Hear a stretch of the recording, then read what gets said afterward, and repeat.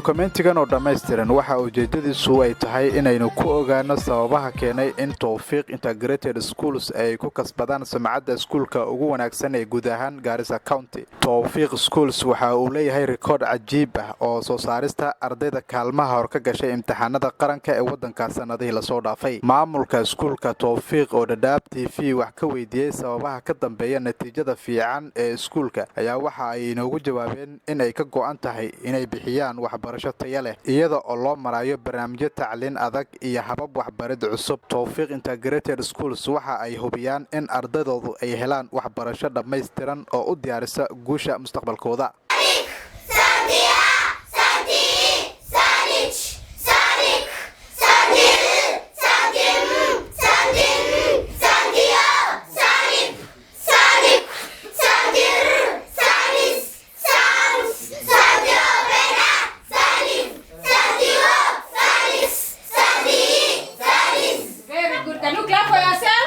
waxa uu iskuulka Tawfiiq soo saaraa tiro ballaaran oo arday ah sanad walba. Marka laga hadlayo tacliinta, Tawfiiq Integrated Schools waxa uu si joogto ah u soo saaraa natiijooyin aad u fiican. Iskuulku waxa uu leeyahay koox ka kooban macallimiin aqoon sare leh oo heegan ah kuwaas oo ka sii dheereeyo si loo hubiyo in ardaydu helaan waxbarasho tayo leh.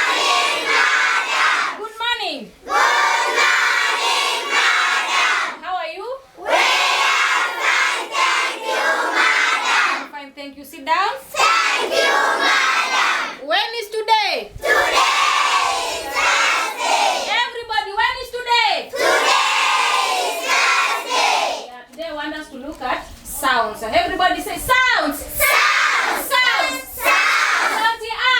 Soundy A. Soundy boo. Soundy boo. Soundy K. Soundy. Soundy A. Soundy F. Soundy. Soundy K. Soundy. Soundy H. Soundy A. Soundy E. Soundy E. Soundich. Soundich. Soundic. Sonic. Soundy L. Soundy L. Soundy M. Soundy M. Soundy N. Soundy N. Soundy O. Soundy O. Sound. Sonic. Soundy Q. Sonic. Soundy R. Soundy R. Sounds. Sounds. Sound. Sounds. waxayna adeegsadaan habab waxbarid oo cusub waxayna bixiyaan agab waxbarasho oo dhammaystiran si kor loogu qaado khibradda waxbarashada. Iskuulku waxa kale oo mudnaanta siiya dareenka shakhsi ahaaneed isaga oo ilaalinayo tirada fasalada yaryar taas oo ogolaanayso in macallimiintu ay diiradda saaraan waxa arday kasta uu ku fiican yahay iyo meelaha uu ku liito. Taasina waxa ay keentay in iskuulka Tawfiiq ay si joogto ah u soo hoyiyaan waxqabad muuqda oo la taaban karo iyada oo ardadoodu ay kaalimaha hore ka galeen imtixaanada qaranka ee waddanka. Iskuulka Tawfiiq Integrated waxa kale oo uu leeyahay tashiilaad casri ah oo ardadoodu siiya agab iyo teknoolajiyad casri ah. Fasalada iskuulka waxa si wanaagsan loogu qalabeeyay sabuuradaha isdhexgalka ah iyo qalabyada warbaahineed ee fududeeya waayo aragnimada barashada iyo isdhexgalka.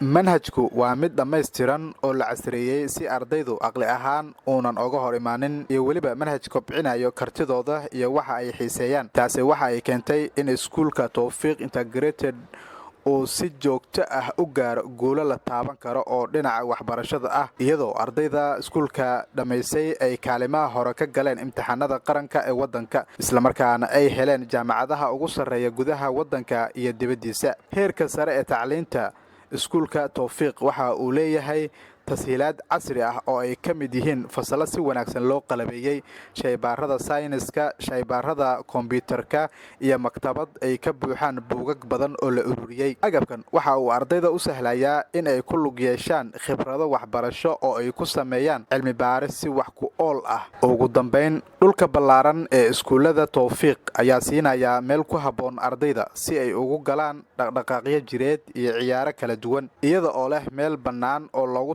galay garoomada ciyaaraha iyo goobaha madadaalada. Iskuulku waxa uu dhiirigeliyaa habnololeed caafimaad qaba oo firfircoon oo ardaydiisa dhexdooda ah. Intaa waxaa dheer jawiga wanaagsan ee iskuulka Tawfiiq waxa ay abuurtaa jawi ku habboon waxbarashada. Fasalada iskuulada Tawfiiq Integrated Schools ayaa ah kuwa si wanaagsan loo dayactiray laguna qalabeeyay qalab casri ah oo wax lagu baro si loo fududeeyo baridda iyo waxbarasho waxtar leh. Sidoo kale iskuulka waxa uu leeyahay maktabad aad u ballaaran oo soo bandhigta buugaag kala duwan taas oo ku dhiirigelinaysa ardayda in ay kobciyaan jacaylka akhriska iyo ballaarinta aqoontooda marka laga reebo fasalka.